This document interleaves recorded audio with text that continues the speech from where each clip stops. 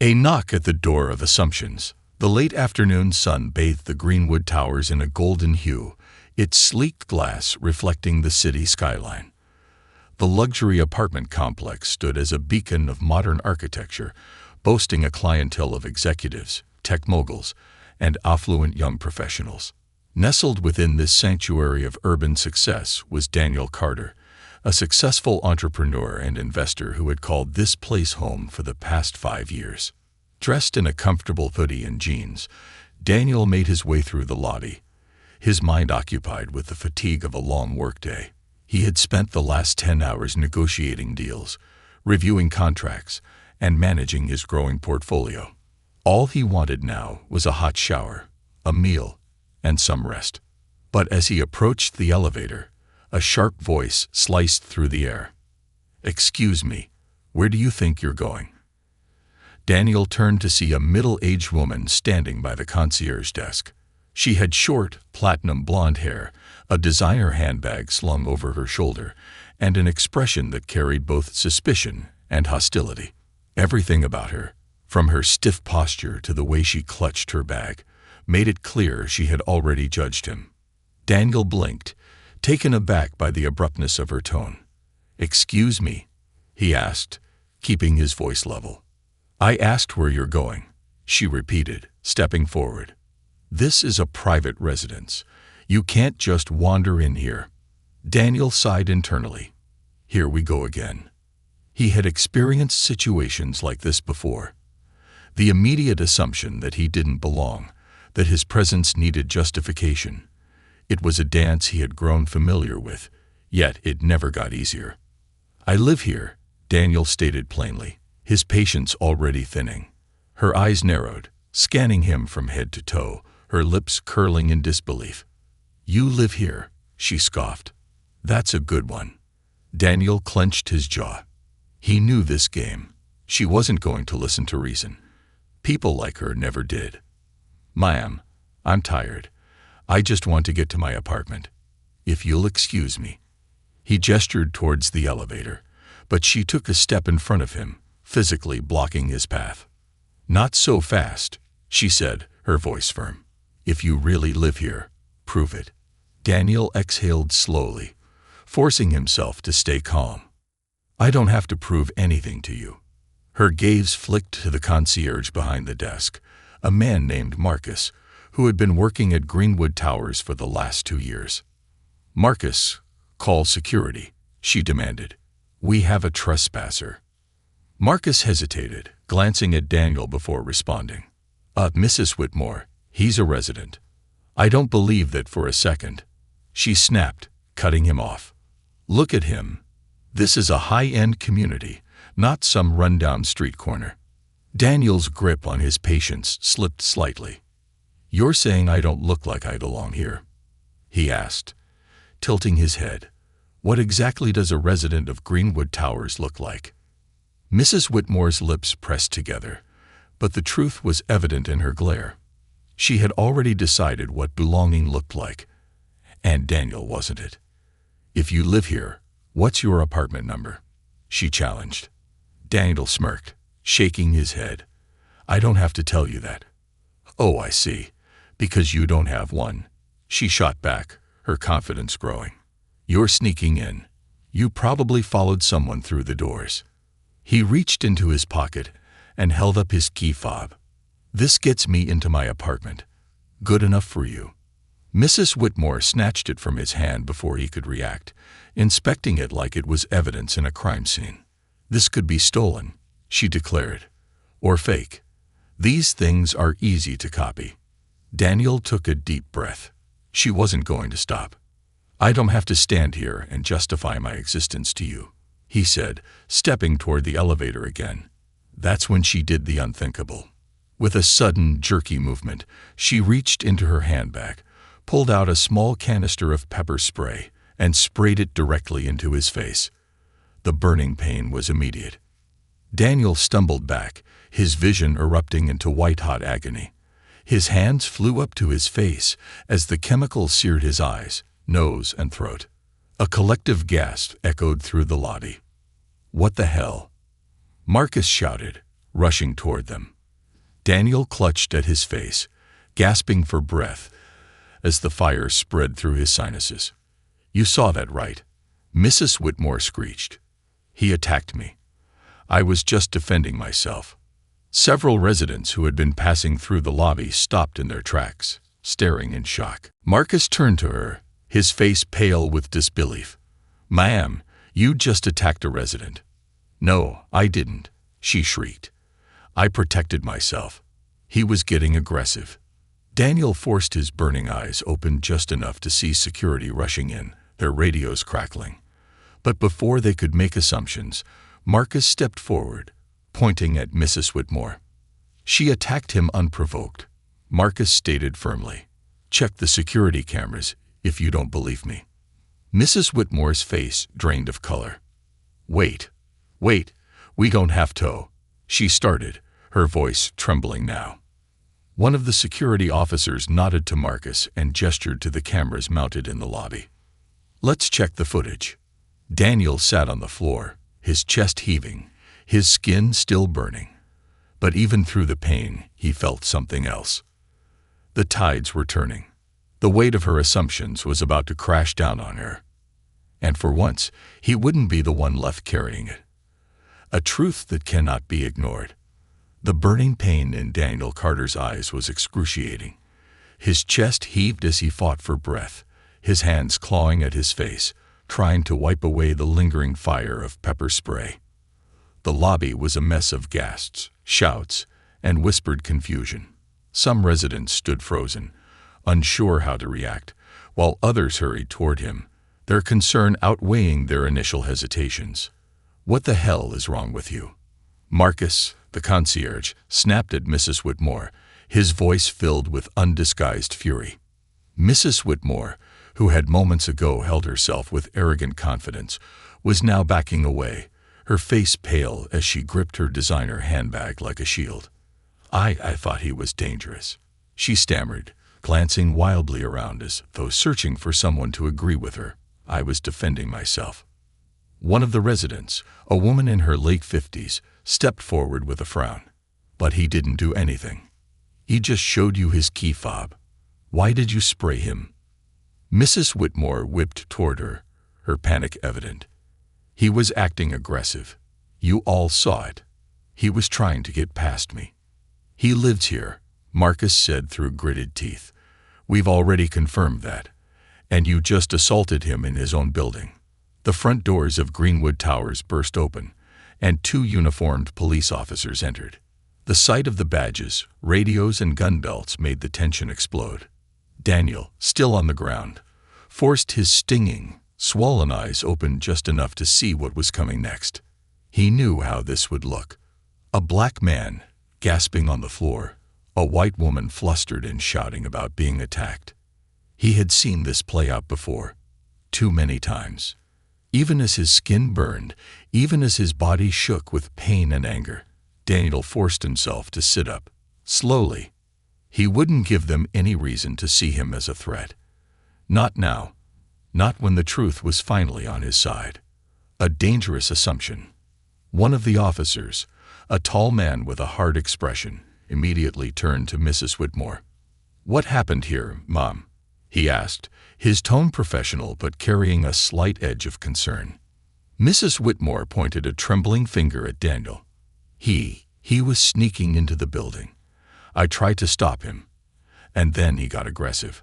I had no choice but to defend myself." Daniel's burning eyes blinked in disbelief. She was still lying, even with security cameras, even with witnesses. The second officer, a Latina woman with sharp, observant eyes, glanced down at Daniel. "Sir, do you need medical assistance?" she asked, ignoring Mrs. Whitmore's desperate performance. Daniel exhaled slowly, his hands trembling as he wiped away the tears caused by the spray. "I need water," he croaked, "and for someone to pull the security footage." Marcus, standing firmly between Daniel and the police, nodded. "We already did. It's all there." The male officer's expression stiffened. "Footage." Mrs. Whitmore flinched. Marcus didn't wait for permission. He motioned toward the security desk, where a large screen was already pulled up, showing a paused clip of the entire incident. "We have high-definition footage of everything," Marcus said firmly. "From the moment Daniel walked into the building to the moment Mrs. Whitmore attacked him." The room fell into silence as the officers approached the screen. Daniel watched them closely, ignoring the sting in his skin. This was the moment of truth. The male officer's jaw tightened as he hit play.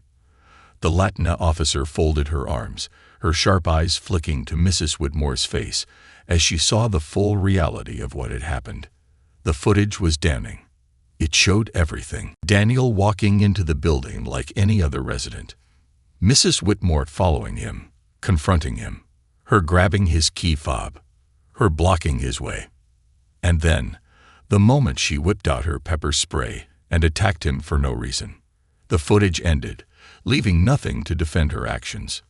Mrs. Whitmore's face went ashen. She turned toward the officers, her hands shaking. I just misunderstood. I thought." "Enough," the Latina officer snapped. She pulled out her handcuffs. Mrs. Whitmore stumbled backward. "Wait. No, this isn't fair. I was protecting my community." The click of metal echoed through the lobby as the officer cuffed her hands behind her back. "Ma'am, you're under arrest for assault," the officer said firmly. "You have the right to remain silent." Mrs. Whitmore's frantic protests drowned out the rest. Daniel closed his eyes. Not because he was in pain, but because for once the system had worked in his favor. The weight of consequences. The officers took Mrs. Whitmore away, her protests growing weaker as she was escorted through the lobby. As soon as the doors closed behind them, the murmurs of residents swelled. Some looked ashamed, others curious, but no one spoke to Daniel. No one apologized. Even now, he could feel the weight of their silence. He knew exactly what it meant. Even though the truth had been revealed, some people still thought Mrs. Whitmore was justified. Because she had been afraid. Because her fears mattered more than the reality of what she had done. Daniel exhaled, his muscles tight with exhaustion. Marcus finally turned to him, concern in his eyes. "You okay?" Daniel nodded slowly, rubbing his temples. "I will be." The next morning, he received an official email from Greenwood Towers management. They wanted to meet. Immediately. A reckoning with the system. When Daniel arrived at the conference room, he wasn't surprised to see the building's property manager, a lawyer, and 2 board members sitting stiffly behind a long polished table. The property manager, a well-dressed woman in her 50s, gave him a forced smile. "Mr. Carter, I want to start by saying that we deeply regret what happened to you. Greenwood Towers is committed to ensuring the safety and comfort of all residents." Daniel leaned back, crossing his arms. "Are you?" The lawyer cleared his throat. "Mr. Carter, we understand that this incident was unfortunate, but we'd like to find a resolution that works for all parties." Daniel narrowed his eyes. "A resolution?" The board members shifted uncomfortably. The property manager hesitated, then folded her hands. "We'd like to offer a settlement." Daniel's eyebrows lifted. "A settlement? For what?" The lawyer's voice softened. "To avoid any unnecessary legal action." Daniel stared at them. "You think I want your money?" The room fell silent. He let out a small, humorless laugh. "I don't want your money." His voice was calm but firm. "I want systemic change." The lawyer swallowed hard. "What do you mean?" Daniel stood up. "I mean, I own this building." The silence was deafening. The property manager paled. "You? What?" Daniel smirked. Surprise. The owner no one knew. The conference room of Greenwood Towers fell deathly silent. Daniel Carter stood at the head of the table, arms crossed, watching as the board members, property manager, and lawyer processed his revelation. He owned the building. The shock on their faces was delicious. The property manager, Mrs. Hadley, blinked rapidly as though trying to rearrange reality in her mind. You own the building," she repeated, her voice barely above a whisper. Daniel let the words settle. He had never needed them to know. When he had bought Greenwood Towers 5 years ago, he had chosen to live like any other tenant, to understand the experience from the ground level. And in doing so, he had seen the truth, the way people really acted when they thought power wasn't watching. He had watched security hesitate when a black resident had an issue but jump into action when a wealthy white tenant had a minor complaint. He had seen housekeeping treated differently, how staff members whispered about certain tenants, and how the real hierarchy of the building wasn't just about money, it was about perceptions. And last night, all those ugly realities had been proven. Daniel tapped his fingers against the polished wooden table. "Let me guess," he said finally, his tone light but sharp. "If you had known I was the owner, none of this would have happened, right?" The lawyer cleared his throat, regaining his composure. "Mr. Carter, had we been aware of your status as—" Daniel held up a hand. "Don't finish that sentence," he warned, "because that's exactly the problem. You see, my status shouldn't have mattered." The lawyer's mouth snapped shut. Mrs. Hadley shifted in her seat. "Mr. Carter, please understand." "Understand what?" Daniel cut in. "That your system works differently for people like me, depending on whether you think I have power." The board members exchanged uncomfortable glances. The older of the two men, Mr. Sterling, a real estate investor, exhaled heavily. "Look," he said, his voice low and measured, "we all acknowledge that what happened to you was unacceptable, but there's no need for drastic action. The woman who attacked you was arrested. The matter is already being handled." Daniel leaned forward, placing both hands on the table. His voice was calm, but there was an edge to it. That wasn't an isolated incident. It was the result of a toxic culture that you've let fester in this building. And now, I'm going to clean it up. Mrs. Hadley looked nervous. "What exactly do you mean?"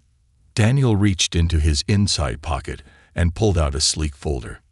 "Effective immediately," he said, "I am revamping the building policies. There will be mandatory racial bias training for all staff. A new complaint system where residents can report incidents anonymously, and security will have to undergo a full evaluation." Mr. Sterling's face darkened. "That's excessive." Daniel's gaze sharpened. "Is it?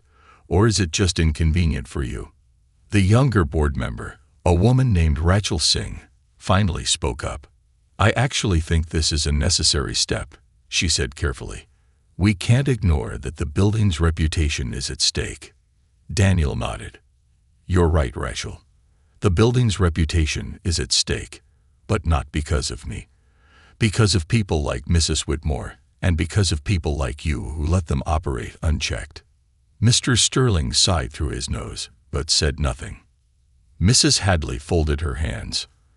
"And if the board disagrees with these new policies," Daniel smirked, "then I replace the board."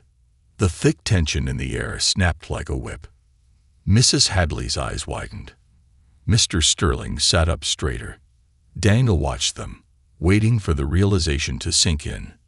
They couldn't fight him. He wasn't a tenant anymore. He was the boss, the owner. And from now on, things were going to change, whether they liked it or not. A community on edge. The next day, a notice was sent to every resident's email inbox. "Urgent from Building Management. Following a recent security breach involving one of our residents, Greenwood Towers will be implementing the following changes. Mandatory anti-bias and inclusion training for all residents and staff. Increased security measures, including body cameras for security personnel. A new anonymous complaint system for reporting discriminatory behavior. A town hall meeting with the building owner to address community concerns. These changes will take effect immediately." Greenwood Towers Management. The entire building was buzzing. In the private resident group chat, people were split. Some were furious. Jordan M. "This is ridiculous. One incident, and now we all have to suffer." Lauren K. "So we're just going to ignore the fact that some people do sneak into buildings." Jake B. "Body cams for security. Are we in a prison now? But others pushed back. Angela R. Linda PPR Sturaid A. Warizidient. This isn't a debate. Ravi P. If one incident exposes the rot underneath, then maybe we should fix the rot instead of ignoring it. Olivia D. It's about time something changed. A lot of you are just mad you can't be as openly racist anymore. Daniel watched the chat unfold, his face unreadable. He had expected resistance. People didn't like change, especially the ones who benefited from how things used to be. But this wasn't about making them comfortable. It was about making things right. A confrontation in the lobby. That evening, as Daniel walked through the lobby, he wasn't surprised when a man stepped directly in his path. Richard Whitmore, Linda's husband. His face was tight with rage, his hands clenched into fists. You ruined my wife's life. His voice was low and dangerous. Daniel met his glare without flinching. Your wife ruined her own life. Richard's nostrils flared. You think you're a hero. My wife was just trying to protect this place. Daniel took a slow step forward. From what? A black man walking into his own home. Richard's jaw tightened. For a moment, it looked like he was going to hit him. Daniel didn't move, didn't flinch. He just waited. Finally, Richard let out a low breath. You're destroying this building. Daniel smirked. No, Richard. I'm saving it. And with that, he walked past him, leaving Richard standing in his own bitterness. Because for the first time, the rules had changed. And men like Richard didn't get to make them anymore. The reckoning begins. As city watches, the fallout from the Greenwood Towers incident didn't just stay inside the building. It spilled out onto the streets, into boardrooms, onto news networks, and across social media. By the end of the week, it was everywhere. Luxury resident pepper sprays black homeowner. Claims he didn't look like he belonged. Racial profiling at high-end apartment sparks controversy. Owner breaks silence. Wealthy real estate investor secretly lived among tenants. Exposes bias from within.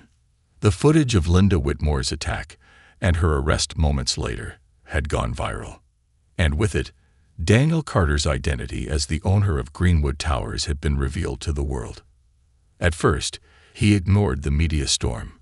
He had no interest in being a headline, but then the requests started pouring in. News networks, podcast hosts, activists, real estate professionals, tenant organizations. They all wanted his take, his opinion, his statement. Some people called him a hero. Others called him a troublemaker. Some accused him of setting Linda up. Others demanded she be locked up for good. Daniel ignored most of it, except for one call. A call from someone he hadn't expected. A call from the past. His phone rang at 8:15 p.m. Blocked number. He considered ignoring it, but something told him to pick up. He swiped the screen. Hello. A pause. Then a voice he hadn't heard in years. D, it's Mom. Daniel froze. For a moment, he thought he had imagined it. His mother's voice was the same, smooth, low, but carrying a quiet weight of exhaustion.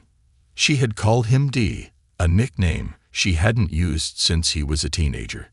Since before he left.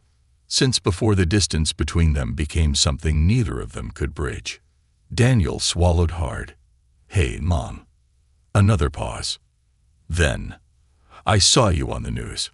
He leaned back against the kitchen counter, exhaling slowly.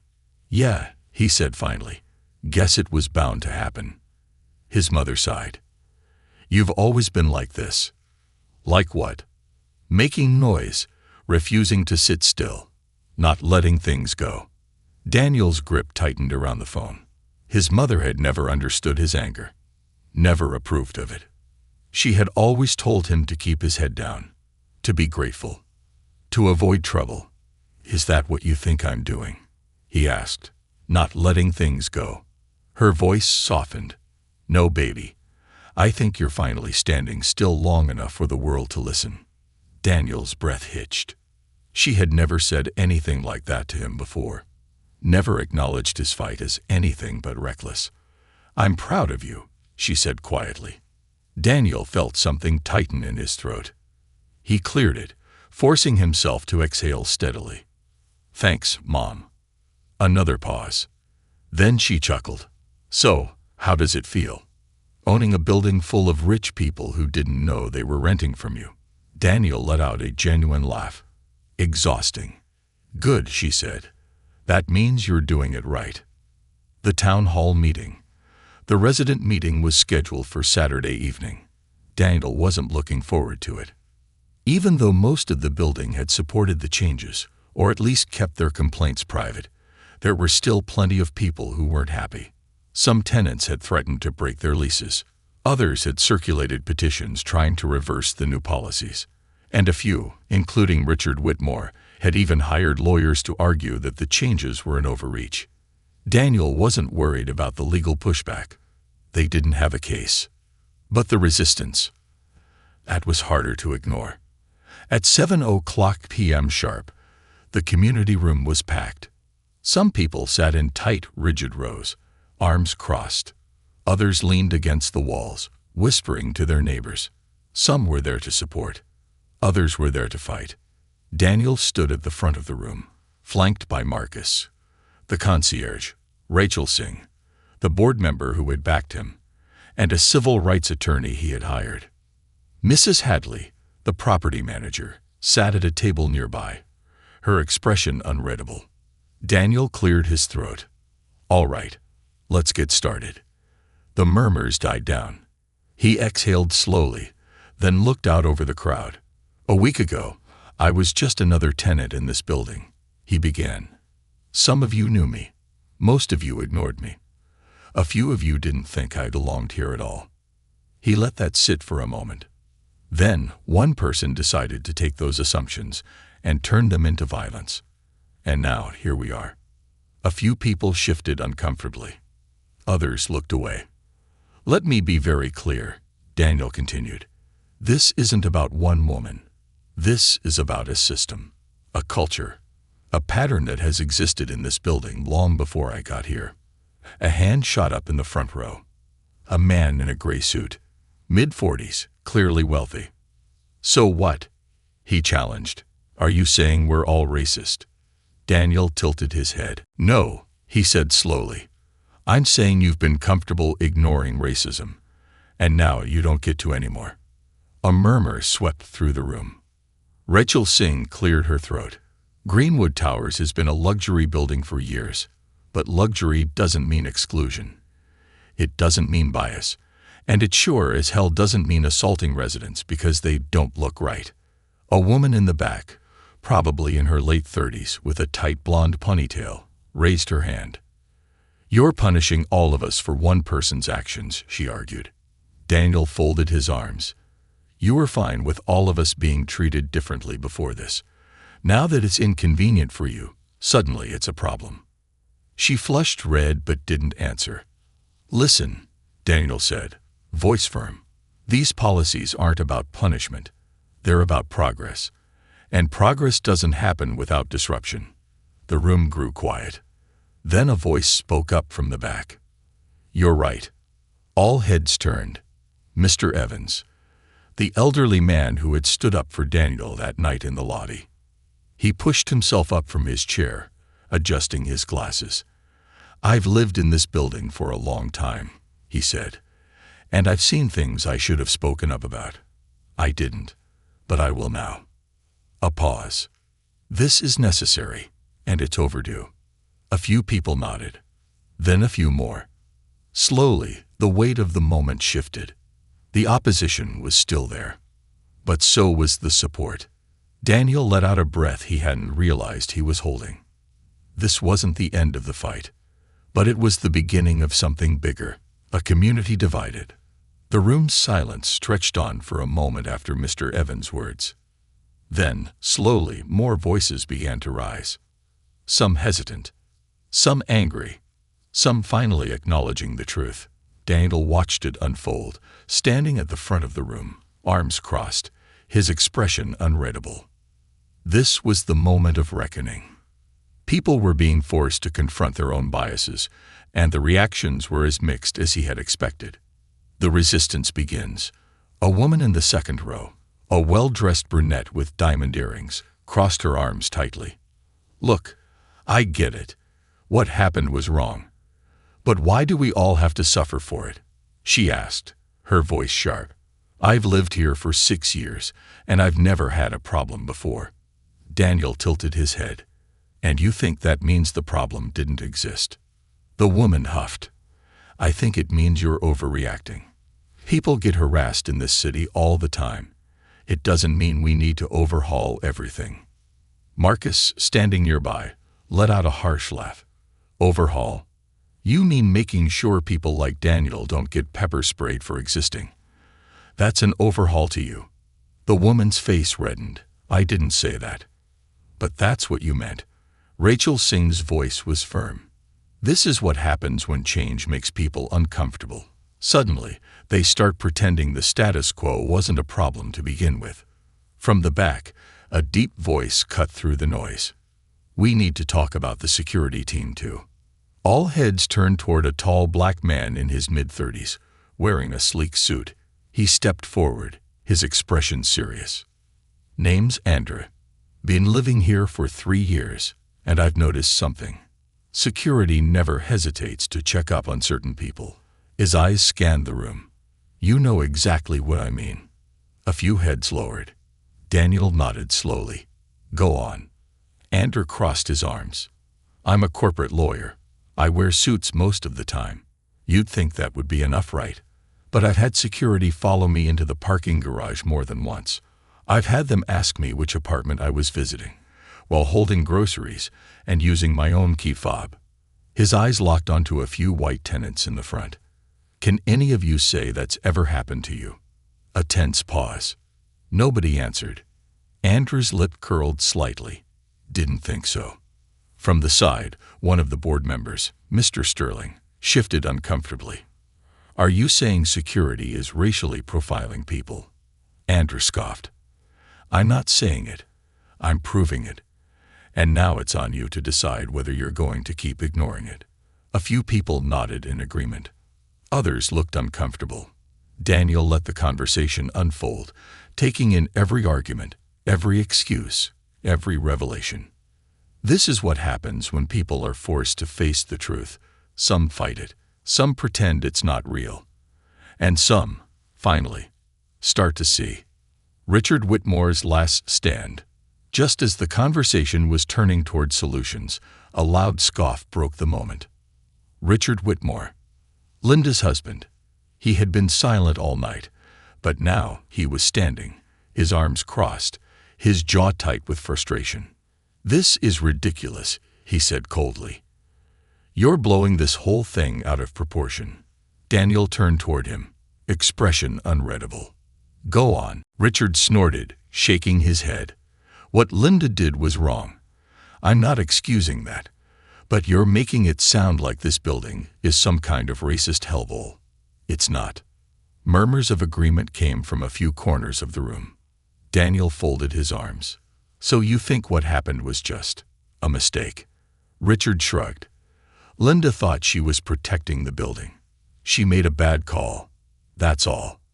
A bad call." Marcus cut in, his voice incredulous. "She saw a black man and immediately assumed he didn't belong. Then she pepper sprayed him without provocation. And you want to call that a bad call?" Richard's face darkened. "What do you want from me? Should I grovel? Should I apologize on her behalf?" Daniel watched him carefully. Then, in a calm, deliberate voice, he asked, "Richard, if I looked like you, if I was white, do you think Linda would have done the same thing?" The room fell dead silent. Richard's lips parted slightly, but no words came out. His face flushed. His jaw tightened. And in that moment, everyone knew the answer. He turned away without speaking and stormed toward the exit. A few of the more resistant tenants followed him. Daniel let them go. He wasn't interested in debating people who refused to face reality. He was here for the ones willing to change. A turning point. When the room settled again, Rachel Singh stepped forward. "I think the real question is, what happens next?" she said, looking toward Daniel. Daniel glanced around the room. Some people were still hesitant. Some were angry. Some were determined. But most were finally listening. "What happens next," he said, "is up to all of us." He outlined the next steps. Mandatory bias training for security and staff. The anonymous reporting system for discrimination. A new oversight committee, made up of tenants, to review complaints fairly. Quarterly town halls, where residents could voice concerns without fear of backlash. A few people grumbled, but the majority seemed to accept it. This wasn't just about fixing one incident. This was about changing a culture, and Daniel was willing to fight for that, no matter how long it took. Later that night, after the meeting, Daniel was the last to leave the community room. Marcus walked up beside him, arms crossed. "That was a hell of a thing," Marcus muttered. Daniel chuckled dryly. "It was something, all right." Marcus hesitated, then sighed. "Look, I just want to say, I should have done more that night. I should have stood up for you sooner." Daniel gave him a long look, then nodded. "Yeah, you should have." Marcus swallowed. "I won't hesitate next time." Daniel clapped him on the shoulder. "Good. Because there would be a next time." There always was. But at least now he wouldn't be standing alone. As he stepped outside, the city glowed around him. The air felt different. Lighter. Cleaner. For the first time in a long time, Daniel felt hope. Not because the fight was over, but because for once, the people who had always looked away were finally looking back. And they couldn't ignore it anymore. A war on two fronts.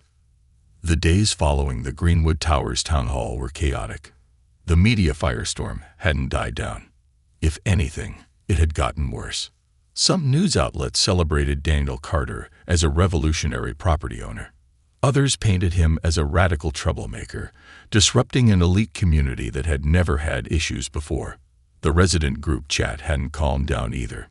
Some tenants were fully on board with the new policies.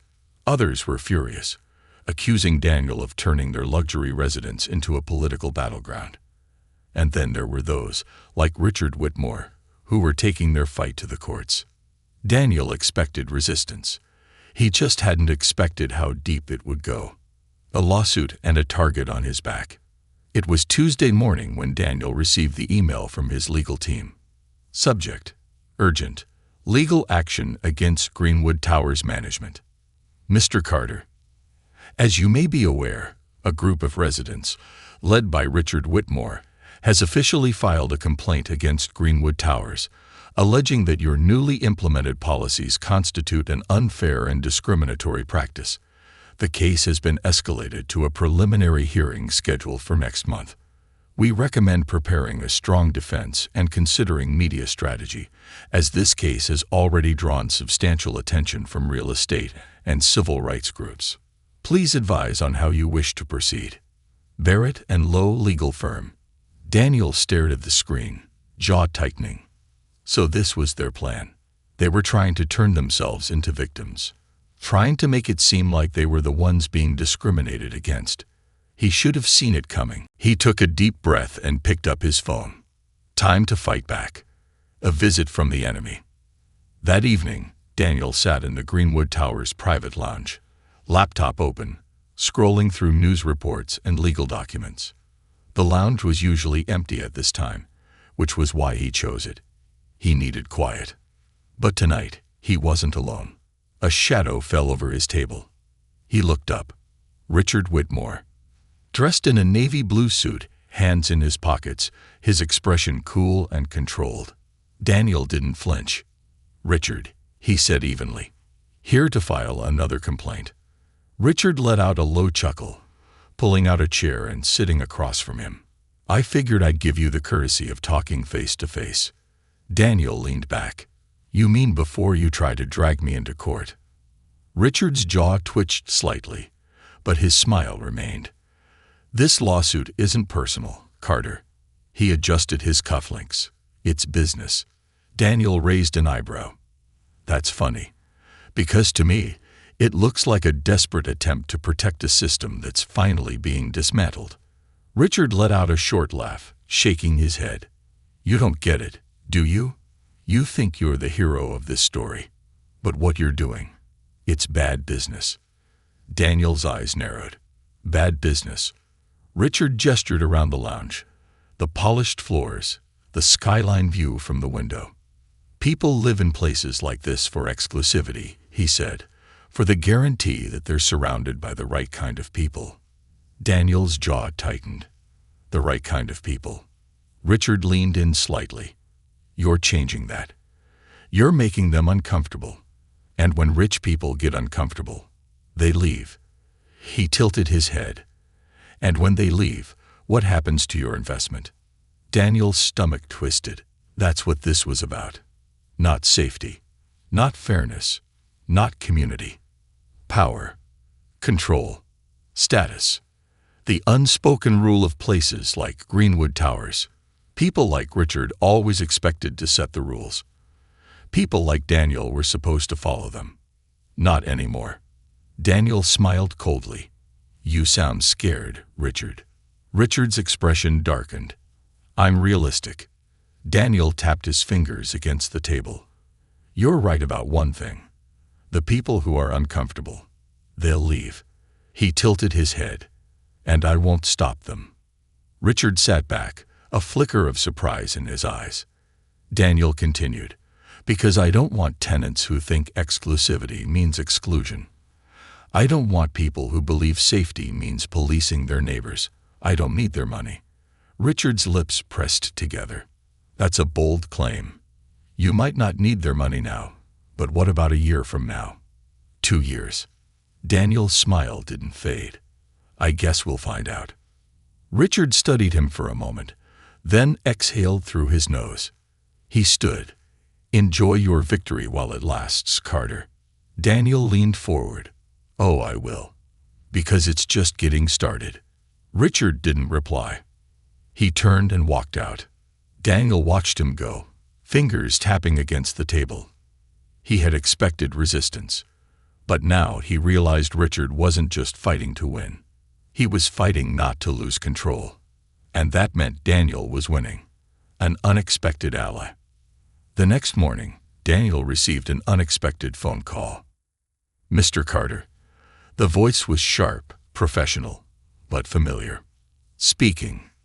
This is Angela King, civil rights attorney.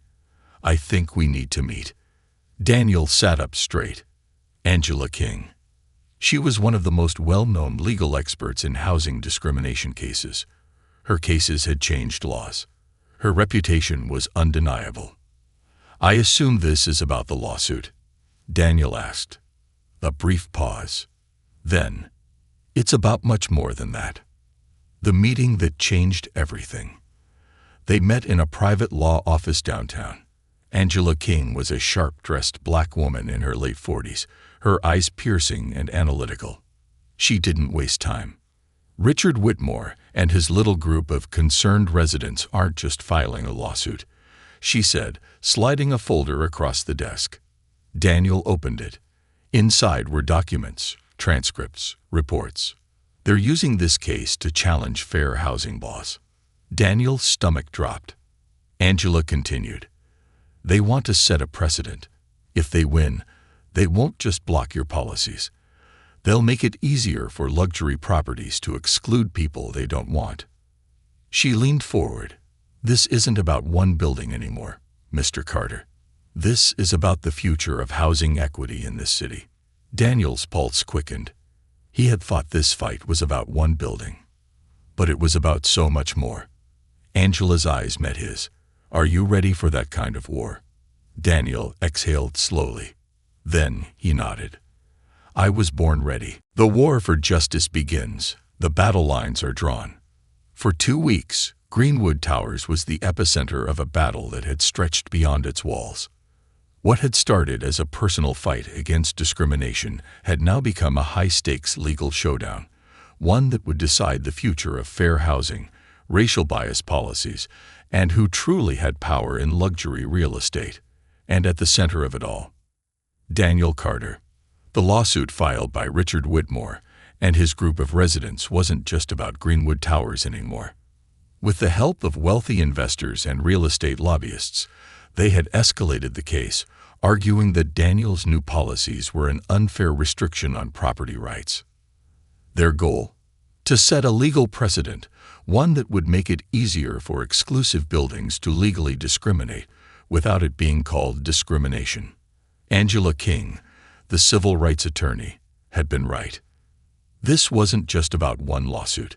It was about the future of who gets to live where, and under what conditions.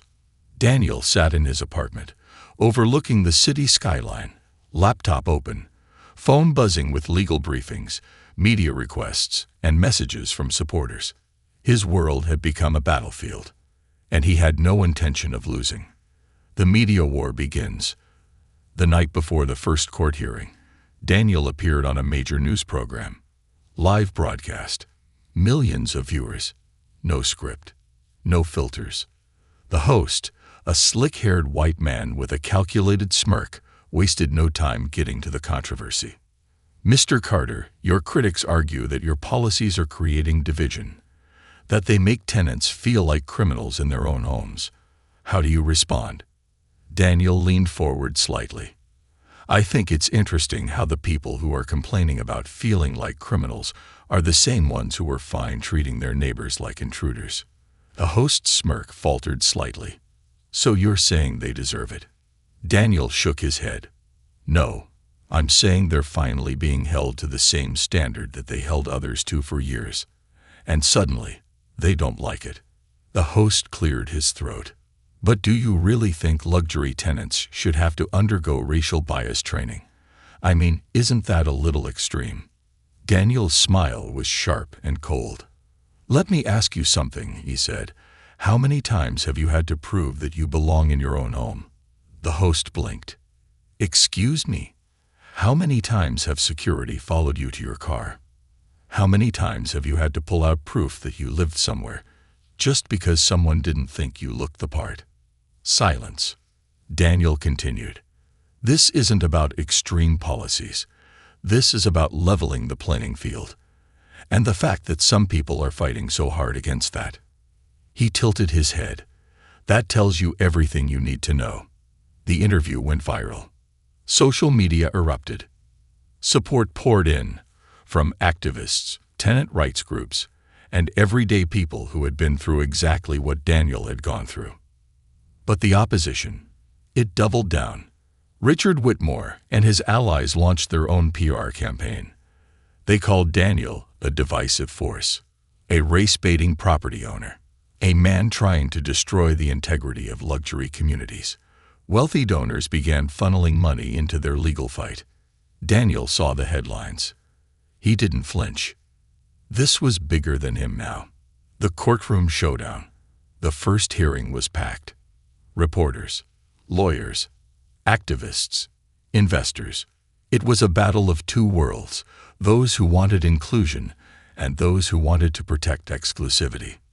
The lead attorney for Richard Whitmore's side, Edward Langley, was a seasoned corporate lawyer with a track record of defending real estate giants.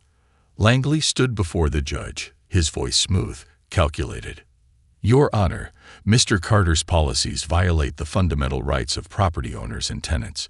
He is forcing ideology onto private residents, implementing mandatory social training that they neither agreed to nor requested. He turned, gesturing toward Daniel. This is a dangerous precedent. Today, it's racial bias training. Tomorrow, who knows? Forced political education. Litmus tests for who gets to rent. This is a direct attack on the liberties of private citizens. Murmurs rippled through the wealthy tenants in the audience. Daniel kept his expression neutral. Angela King stood. Her presence commanded the room. Your Honor, what Mr. Langley conveniently leaves out is that these policies were not implemented in a vacuum. She gestured toward the legal documents.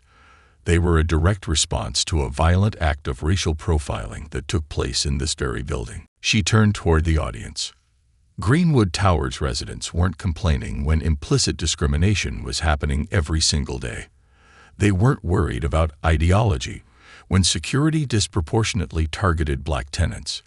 But now that the playing field is being leveled, suddenly it's a crisis.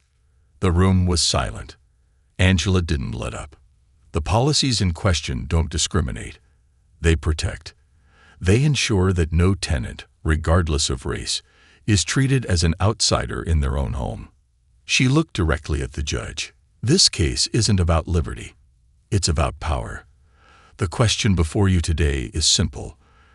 Do we allow a small, privileged group to manipulate the system in their favor, or do we ensure that fairness applies to all? The judge's gaze hardened. Richard Whitmore's side looked visibly uneasy. Because for the first time in their privileged, protected world, they were the ones on the defensive. A win and a warning. After 4 hours of legal arguments, the judge finally gave the ruling. The motion to suspend Mr. Carter's policies is denied. The plaintiffs have failed to provide sufficient evidence that these measures constitute unlawful discrimination. This case may proceed to trial. But for now, the policies stand. The room exploded. Daniel felt a surge of victory, but he also knew this wasn't over. Richard's side was angry. As Daniel left the courthouse, a group of reporters swarmed him. Mr. Carter, do you believe this ruling will hold? Are you worried about tenant backlash? What do you say to those calling you a dangerous activist? Daniel stopped. He turned to the cameras. I say this. The people trying to stop me don't care about fairness. They care about control. And they're scared because they're losing it. He looked directly into the lens. And they should be.